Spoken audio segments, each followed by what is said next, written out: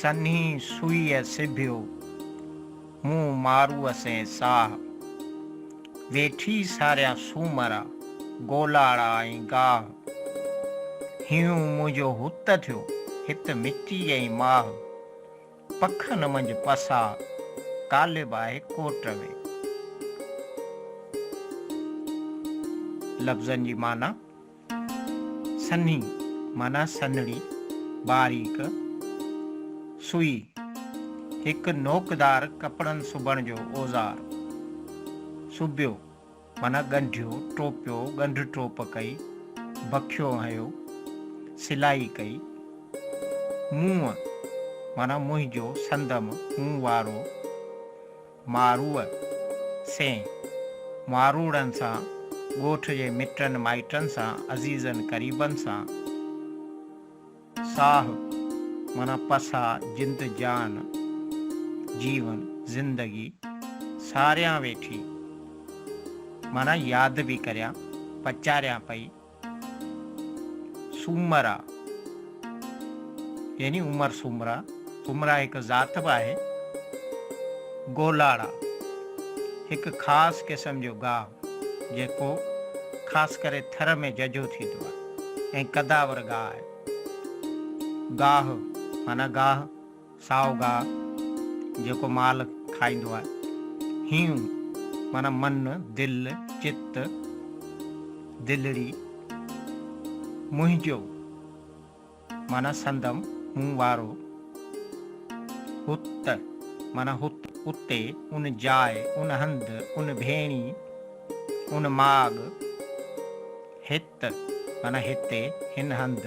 हिन भेणी हिते हिन कोट में हिन जाइ ते मिट्टी माना खाक दज़ धूड़ माह माना चम गोश्त पखन माना चौरनि कखामनि घरनि छननि अंज माना अंदर उन्हनि में पसाह पसाह माना साह जान ज़िंदगी जीवन हयाती कालिब माना सांचो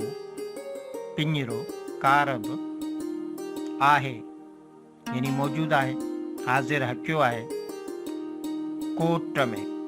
यानी कोट अंदर किले मंझि बैत जो मतिलब ऐं सम्झाणी सिंध जे सदा हयात शाइर लाखीणे लाल लतीफ़ जे हिन बैत में मारवी उमर सूमरे जे विच में जेका गुफ़्तगू थी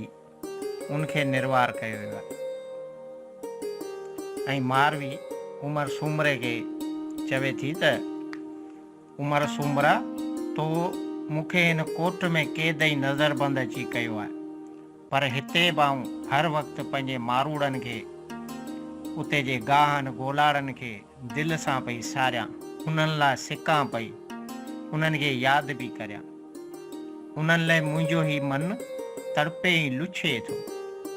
साणनि मुंहिंजो तन मन जीअ जान ऐं साह पसा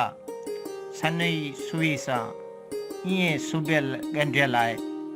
जीअं के कपिड़े खे सुईअ धागे ऐं ढेरी सां बखिया आणी टोपियो टांकियो ऐं सिबियो वेंदो आहे मुंहिंजी दिलि पसात उते ऐं उन्हनि पखनि कखनि ऐं कखामनि घरनि ऐं चौरनि में आहे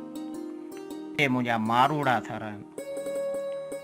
ऐं हिन कहिड़ी कोठ में त बसि ही जिस्म खाकी ऐं मिठी जो पुतलो आहे ऐं हॾियुनि जो पिंजरो आहे ही सांचो आहे ठलो जंहिं ते फ़क़ति गोश्त मांस ऐं चम चढ़ियल हूंदो आहे